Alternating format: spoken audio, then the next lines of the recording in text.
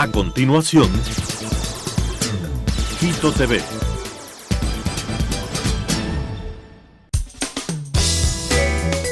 Clasificación A. Apto para todo público.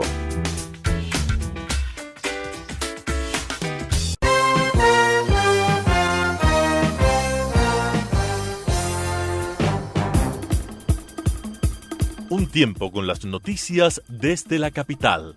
Un tiempo con las noticias de la capital. Quito TV. Un tiempo de noticias en Telesucesos, Canal 29.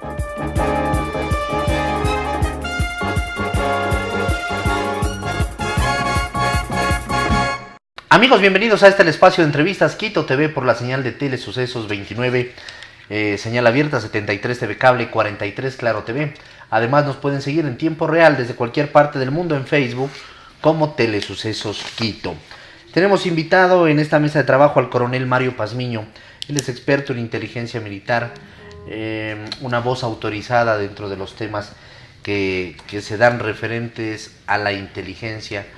Fue incluso miembro nombrado por el Consejo de Participación y Control Social Transitorio para investigar el tema Gabela, entre otros casos que se han venido dando y queremos hablar, porque tenemos una miscelánea de temas. Coronel, ¿cómo está? Bienvenido. Muchas gracias, un cordial saludo para todos los televidentes y a las órdenes, siempre es un placer estar aquí.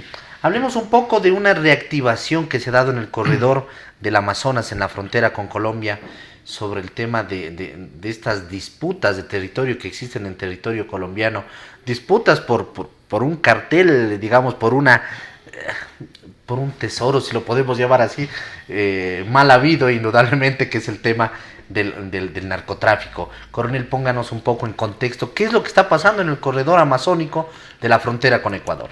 Este corredor amazónico se está reactivando desde la muerte de Huacho, porque existe un taponamiento en el corredor del Pacífico, el que venía desde el sector de Nariño hacia la costa ecuatoriana y desemboca en Perú.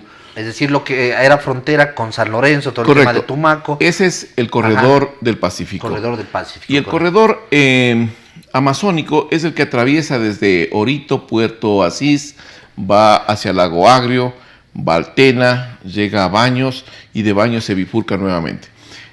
Lo que pasa es que este corredor comenzó a tener preponderancia a raíz de que el Frente 1, 48, 29 de las FARC, disidencias de estos grupos, comenzaron a tratar de manejar todo el negocio de la cocaína en esa zona y se toparon con dos estructuras. La Construc, que es una estructura de narcotráfico que existe allá, que es una estructura muy fuerte y la que comercializa toda la droga en el departamento de Putumayo, y el Frente 48, la disidencia del Frente 48, que ahí estaba dirigido por alias Sinaloa, que fue asesinado por sus mismos compañeros de... Disidentes son de las FARC. Son disidentes de las FARC. Fue asesinado y al momento está alias del político hecho cargo de la estructura criminal y delictiva allá. Pero estos se dedicaron específicamente al negocio de la droga. Gentil Duarte, que es una figura importante dentro del secretariado de las FARC, está al momento tratando de integrar a todas estas disidencias y a todos los frentes de las FARC que quedaron regados. ¿Para que no se peleen entre disidentes? No, ¿o no? Para hacer un frente, Allá. Para reactivar lo que era el frente sur de las FARC y darle una potencia mucho más combativa al escenario que se está presentando en el departamento de Putumayo. Que estarían enfrentados con estos Construc que me dice. Sí, la Construc no, generalmente es una estructura delictiva que no entra en conflicto, o sea, no pelea, no entra a matarse entre ellos. Lo que ellos hacen es manejo social, asesinatos selectivos para controlar la zona. Ellos no se meten a combatir directamente con las otras estructuras. Y esta es la forma como han ido ganando un espacio bastante interesante. Lo importante es que existe una geopolítica del crimen y del narcotráfico. Esta geopolítica del narcotráfico está amparada en el postulado de que una zona o área que no ha sido controlada o que deja de ser controlada, inmediatamente es tomada por otra estructura que viene a imponer sus reglas y viene necesariamente a explotar todos los recursos que están en esa zona. A raíz de que cayó Huacho, en Altos de Mira, esa zona de ahí, y también hacia la parte de la Amazonía, cayó también Sinaloa, y todas estas estructuras delictivas quedaron sin la cabeza.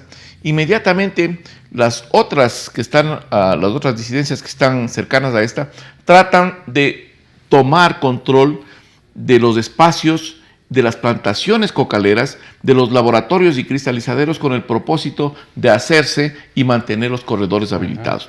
Eso es algo importante que se está dando, y este tipo de acción por parte de las organizaciones delictivas demuestra que no es como dicen las autoridades ecuatorianas ni colombianas, que existe ya un decrecimiento de la actividad. No, más bien existe una proliferación, existe un incremento de la actividad delictiva en el área. Han incrementado para el 2019, solo en el Putumayo, por decir unas cifras, incrementaron en un 25% el nivel de asesinatos.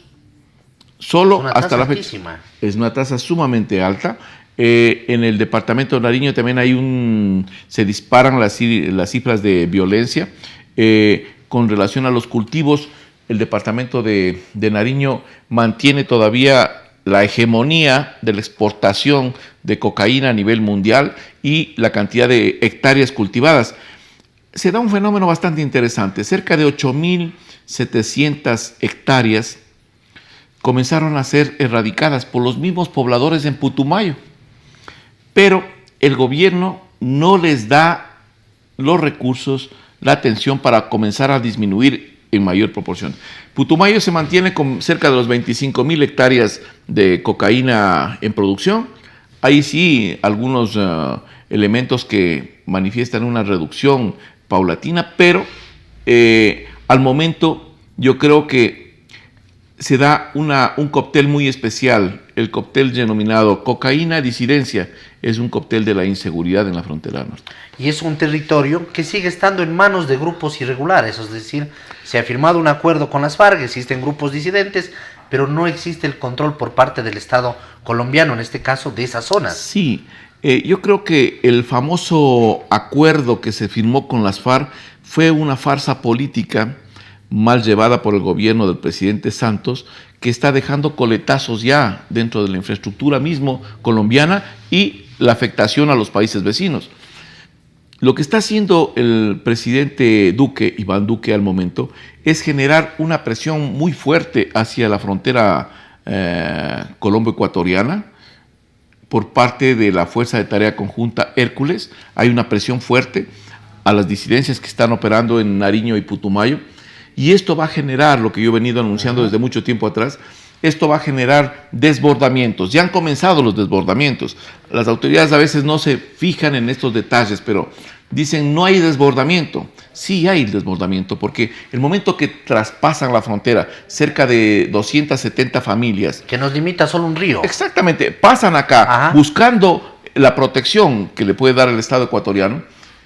Esos son desbordamientos que se están dando, y otros desbordamientos son los de las mismas columnas guerrilleras que pasan hacia territorio ecuatoriano. Me dirán, ¿cuándo? Les pongo un ejemplo.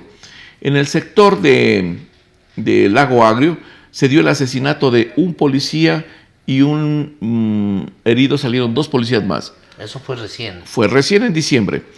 ¿Qué es lo que pasó? Entró allá un equipo de el Frente 48 de las FARC, de alias Sinaloa, y ajustició a unos policías que estaban ahí de antinarcóticos. Le ajustició al uno, mataron a uno y 2 creo que estaban heridos, y la camioneta la dejaron completamente inutilizada. Eso quiere decir que hay una presencia y existe una acción directa y un control territorial por parte de los carteles que están claramente definidos ahí. Los 3 carteles, Sinaloa, Jalisco Nueva Generación y el cartel del Golfo, que operan en esa zona, y cada uno quiere tener un espacio en el corredor para poder seguir traqueteando que llaman ellos.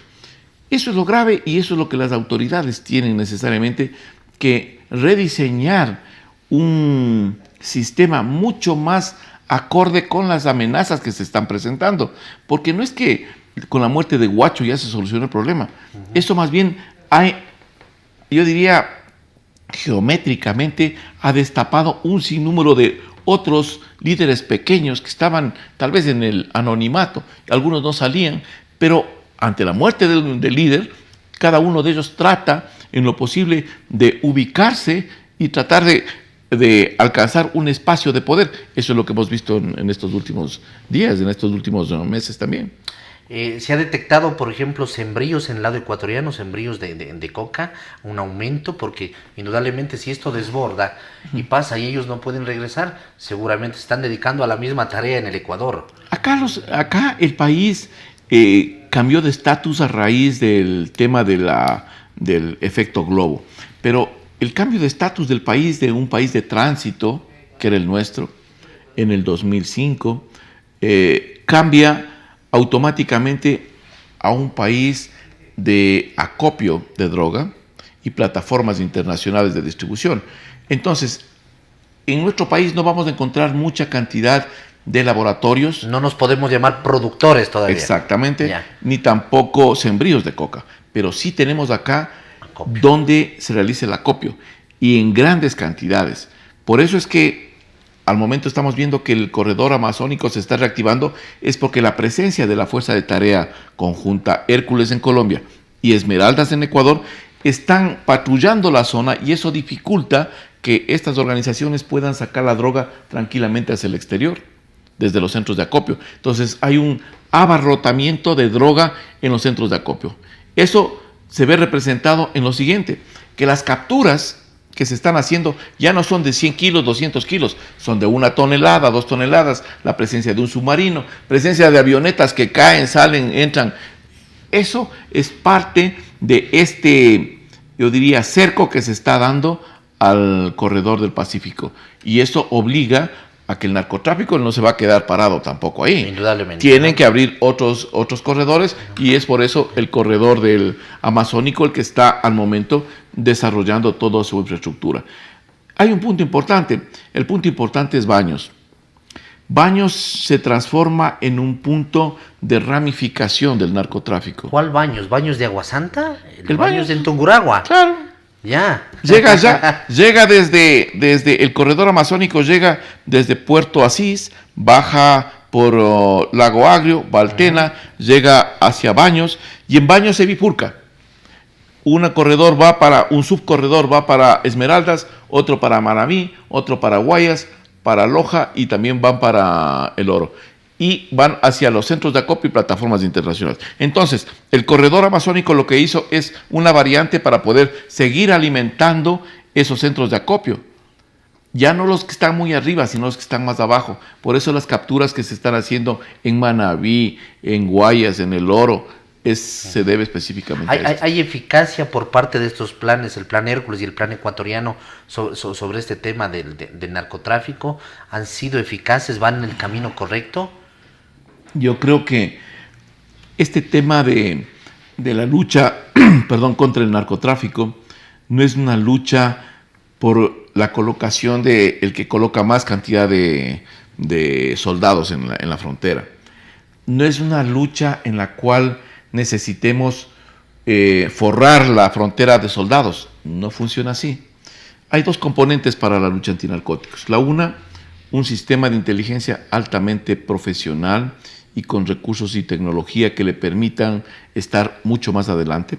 Y el segundo, y que es sumamente importante, es que en cada una de estas zonas fronterizas se vaya viendo la posibilidad de generar procesos de desarrollo, fronteras vivas, acompañado sí de la parte de seguridad de las Fuerzas Armadas, pero más se necesita proyectos de desarrollo comunitario, con la finalidad de que la gente que abandonamos, los ecuatorianos y los colombianos desde muchos años atrás, y le dejamos a la buena suerte, como se dice comúnmente, en la frontera, esa gente pueda tener una esperanza de vida y no se vea reflejado entre su ideal, ser narcotraficante o ser comandante de una columna guerrillera para progresar.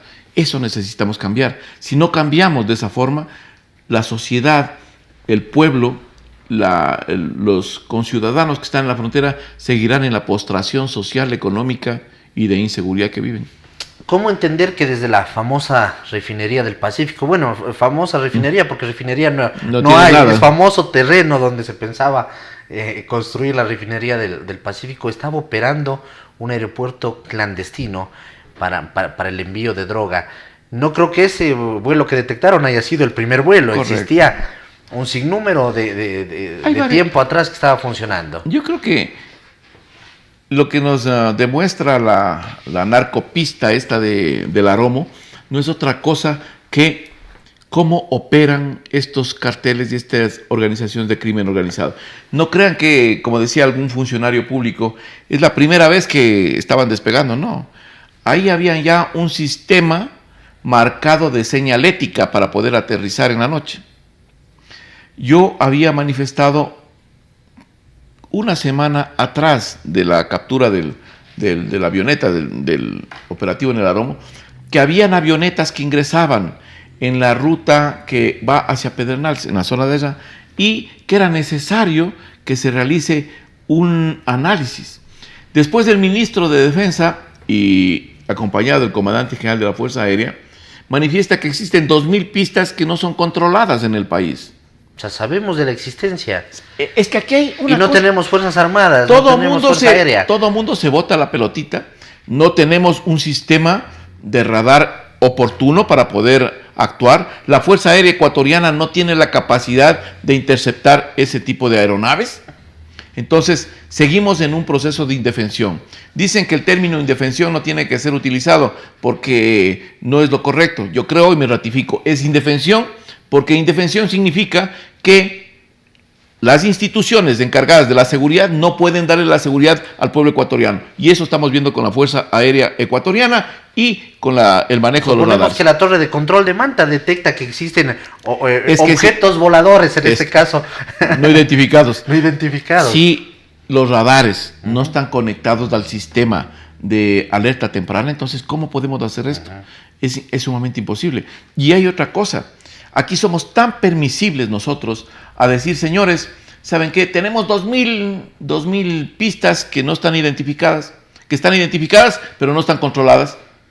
No hay una legislación que diga, como hay en otros países, pista ubicada, que no esté legalmente autorizada, pista destruida. Y el propietario de ese inmueble es inmediatamente llevado preso. Así funciona en otros países. Aquí tienen miedo de actuar como deberían actuar. Y eso es parte de lo que estamos viendo. Por eso digo, hay una indefensión total por parte de las autoridades sobre el manejo de esta temática. No se diga en el área de inteligencia, porque el área de inteligencia es la que le es la que le prevé de información para que puedan hacer los operativos. Si no tienen eso, no tienen nada. Esto se lo hizo a propósito, pero... Bueno, probablemente, o sea, el no tener radares, el no tener... yo recuerdo cuando el expresidente, este señor que anda por el ático, decía que más bien me siguió un juicio porque yo había manifestado que estamos en indefensión y dijo que es un atentado a la seguridad del país, porque yo me refería a que los radares chinos eran la peor adquisición que pudo haber hecho el Estado ecuatoriano, que no servían para nada. A los 3 años de eso, con juicio y todo, sale este señor en una cadena nacional a decir que los radares chinos no sirven. O sea, a mí me metió juicio porque le dije que no servían y él sale con todos los argumentos del caso a decir que no sirven los radares y que van a comprar otros radares. Pero tenemos carreteras y tenemos aeropuertos. Claro, tenemos carreteras que sirven para que aterricen las avionetas y tenemos aeropuertos, sí, pero tenemos pistas como la de Aromo que sirve mucho más para que sirvan operando el narcotráfico internacional. Entonces hay un sinnúmero de cosas y aristas que tienen que ser analizadas por las autoridades, porque lo que estamos viendo es que el país camina hacia lo que se llama un estado fallido. Un estado fallido en el cual ya no controlan las autoridades la administración del Estado. si no controlan estos organismos o mafias internacionales o carteles internacionales o organizaciones de crimen organizado comienzan a penetrar las estructuras estatales. ¿Eso pasa en México? Eso pasa en México, pasa en Venezuela y también pasa en el Ecuador. Porque recuerde usted que el expresidente Rafael Correa llegó a un acuerdo para sacar la base de Manta con las FARC. Eso es penetración a la estructura gubernamental, punto 1. Tenemos militares, policías custodiando droga. Eso quiere decir que hay una penetración en los organismos de control. Tenemos jueces y fiscales que sentencian a favor de los delincuentes o de narcotraficantes. Entonces hay una penetración también en esta función judicial. Y estudios internacionales dicen claramente que la forma más rápida de controlar el Estado es a través, por parte de los organismos, de estos organismos de crimen organizado, es a través de la corrupción de los servidores de justicia. Y eso aquí en el país lo tenemos muy claro, y creo que todos los ecuatorianos estamos conscientes de que nuestra justicia es la peor justicia, es una justicia corrompida, que lo único que ha hecho es beneficiar a los delincuentes en vez que a los ciudadanos. Un Estado fallido, estamos en ese camino entonces. Estamos en el paso a ser un Estado fallido, porque aquí suceden cosas que no suceden en otra parte. ¿Esto es reversible? Es reversible si se toman las medidas adecuadas, pero no creo que exista una visión de país, no creo que exista una visión de patria. Lo que aquí existe es una visión de cómo robarle más al país, cómo seguir en actos de corrupción, cómo proteger a los coidearios para seguirles colocando en diferentes puestos, y después nos quejamos de que nos están hackeando, después nos quejamos de que estos colaboradores nos están afectando. Todas esas cosas van directa o indirectamente a marcar este deterioro de la imagen del país, tanto nacionalmente como internacionalmente. Y vamos camino a ser un Estado fallido, donde las autoridades, ya no hay presidente de la República, no hay función judicial, no hay función ejecutiva. Lo que hay son disposiciones que vienen desde los carteles internacionales para decir lo que tienen que hacer cada uno de los funcionarios. ¿Esta droga va a México? Bueno, gran parte de la droga va para México, pero gran parte también de la droga sale en dirección por Panamá y Centroamérica hacia Asia y Europa, que son donde el mercado es mucho más rentable, indudablemente. Así es. Para finalizar, porque nos estamos quedando cortos de tiempo, usted habló algo, después nos quejamos porque nos están hackeando. ¿Qué pasa con estos ataques cibernéticos que se están dando a las distintas plataformas, algunas gubernamentales, otras de empresas privadas, y que surgen a raíz del retiro del asilo a Julian Assange en el consulado de Londres? Cuando sale Julian Assange, a la hora de lo que salió, yo puse un tuit que ha causado un poco de conmoción, pero yo puse un tuit diciendo que iba a haber un coletazo, que iba a ser afectado el sistema informático nacional. A la hora de lo que puse ese tuit, Anonymous y Wikileaks indican que van a afectar directamente todos los terminales que son las siglas gov.es y SE. Y se da, y comienzan a afectarse directamente todas las estructuras de Presidencia de la República, Ministerio del Interior, embajadas, comienzan a golpearse.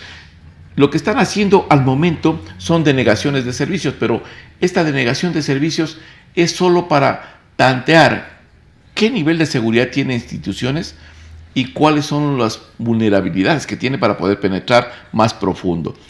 Pero lo que debe preocuparle al Estado ecuatoriano, y creo que la recomendación va hacia allá, es que pongan más atención en el anillo interministerial que maneja CNT. Ese es el objetivo, a mi criterio, me puedo equivocar, pero ese es mi recomendación, poner especial atención a ese anillo interministerial, porque ese es el que conecta a todos los ministerios en un sistema informático del Estado, y ese podría ser uno de los objetivos más claros y rentables. Pero yo creo que ¿qué se puede hacer para poder recomendar que las instituciones adopten rápidamente? Primero, es necesario que se coloquen equipos WAF.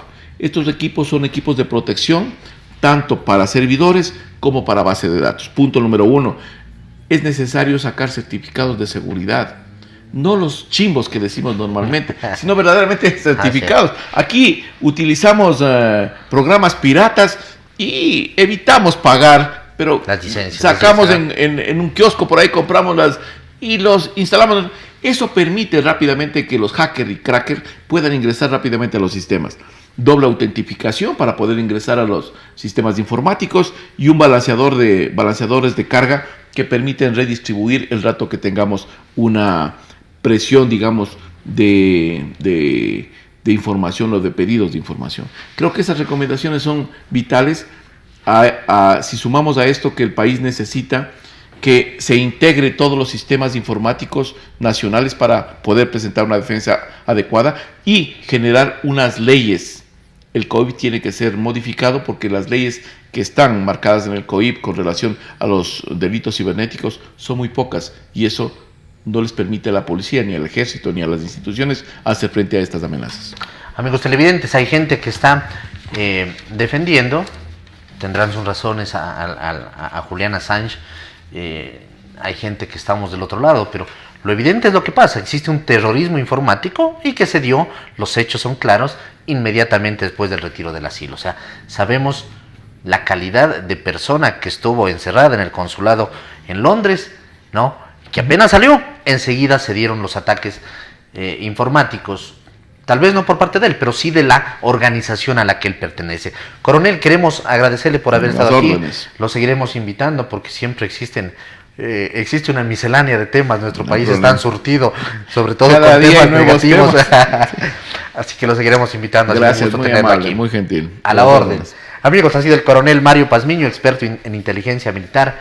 Hemos hablado básicamente sobre lo que es la reactivación en el corredor Amazonas, en el límite de Ecuador, con el departamento del Putumayo, sobre todo en Colombia, y sobre toda esta estructura, este reacomodo de fuerzas que se están dando con el tema del narcotráfico, la narcoguerrilla y los grupos disidentes. Que pasen bien, amigos, hasta la próxima, felicidades.